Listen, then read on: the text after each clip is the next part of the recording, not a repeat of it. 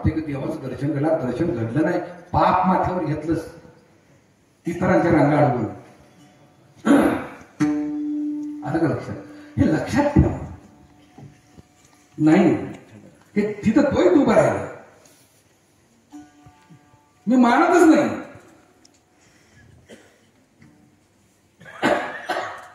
हे दृष्टांत देतो. नाशिक सारखं मोठं शहर होतं. त्या शहरामध्ये हिंदू, मुस्लिम, शीख, इसाई सगळीच राहत होती, गुन्हा गोविंदान राहत होती व्यवस्थित. 4 हुशार काळकी एकत्र आली. ते म्हणले आपले काम करूया, सगळ्यांनीच एकत्र राहून प्रार्थना करण्यासाठी छान वास्तू बांधूया. म्हणून मंदिर बांधलं, सुंदर मंदिर बांधलं, मोठ्याच्या मोठं भव्य दिव्य मंदिर बांधलं. चला म्हणले सगळीच गुन्हा गोविंदाला जाऊया, प्रार्थना करूया.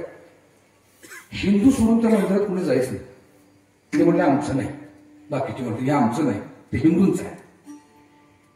हिने विचार केला, अरे म्हणजे काय वाटून झालं, एक काम करा म्हटलं, मंदिर पाडा. मंदिर पाडलं आणि छान मस्जिद बांधली.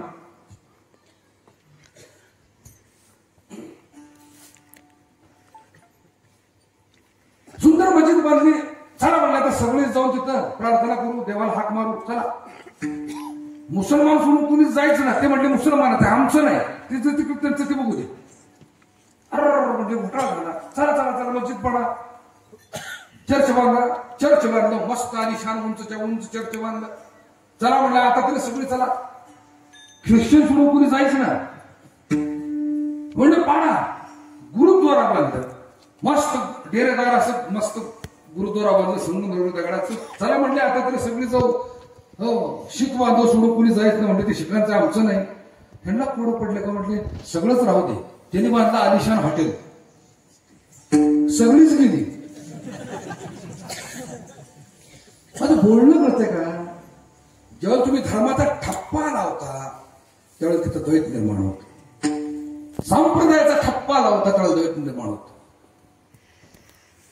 नको आहे धर्म, संप्रदाय, वर्ण, वंश, भेद, जात, कुळ कशासाठी? देवाला याची गरजच नाही आणि भक्ताला याची गरज नाही. भूमिका समजून घ्या. भक्ताची अवस्था कशी पाहिजे? अवस्था कशी पाहिजे? याचे कुणा माझे गेले हरपणी. संपर्क भेद उरला पाहिजे. हो,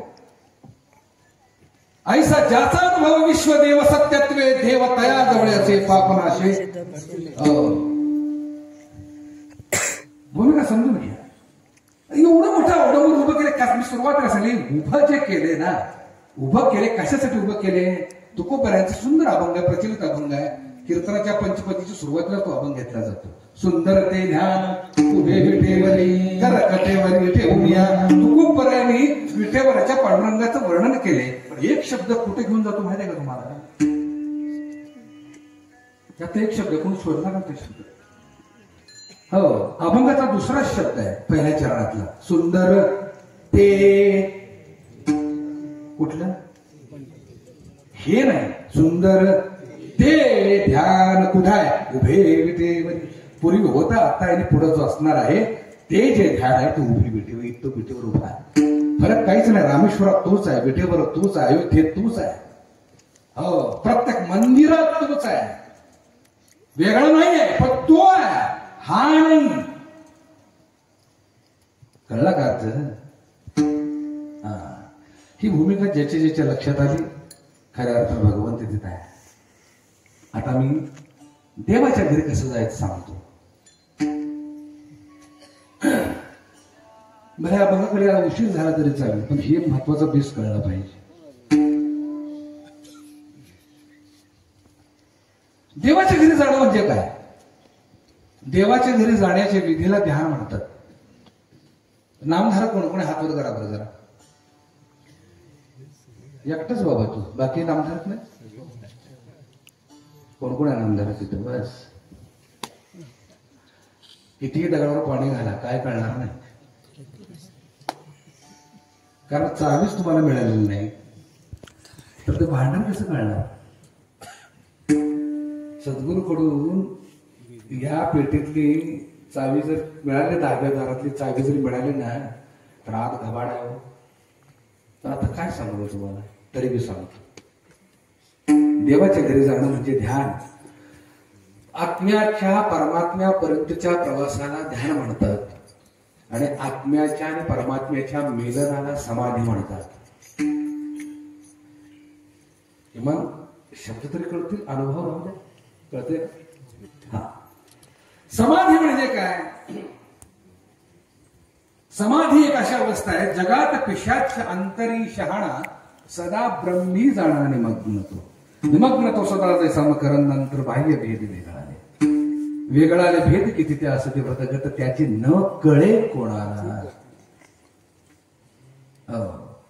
भक्त ऐसे जाणा जे देही गेले आशापाश अशी जी अवस्था त्याला समाधी अवस्था म्हणतात. समाधी या शब्दातच अर्थ लपलेला आहे.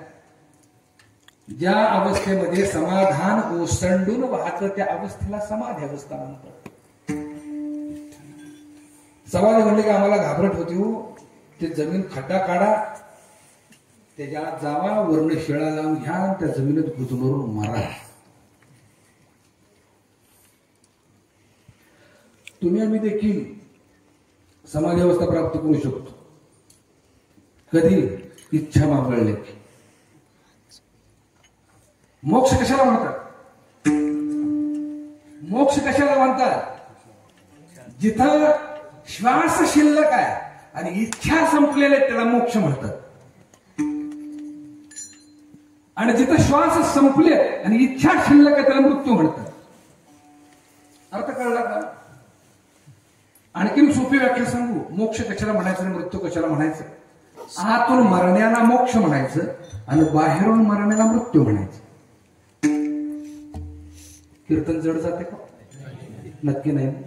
हा, कारण मला बाकीच्या गोष्टी बोलायला येत नाही, त्यात मी अज्ञानी आहे. मला सासू सोन्याची गोष्टी सांगता येत नाही, थपा मारता येत नाही, इकडच्या तिकडच्या गोष्टी सांगता येत नाही, देवड्याच्या कथा सांगता येत नाही, काय येत नाही. त्यामुळं मला क्षमा करा. आणि माझं दुखणं नेहमी असतं. मला एकदाच बोलवतात, परत बोलवत नाहीत. का बोलवत नाहीत ही महाराज हसवत नाही. पिढा नका बोलवू त्याला. असो, काय हरकत नाही, नाही बोलवलं तरी चालेल. पण जे तुम्ही 2 तास तुमच्या आयुष्यातले दिलेले आहेत ना, ते सार्थकी लावण्याचं काम मात्र मी करणार. बाकी मी थपा मारणारच नाही.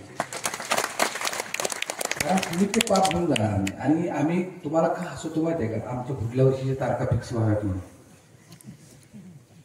वस्तूच तिथे. कारण आम्हीच मंडळींनी कीर्तन परंपरा मातीत घातली. अंगविक्षेप, व्हॉट्सअपचे जोक, वात्रट चाळे, काय अर्थ आहे? कीर्तन परंपरा खूप थोर आहे.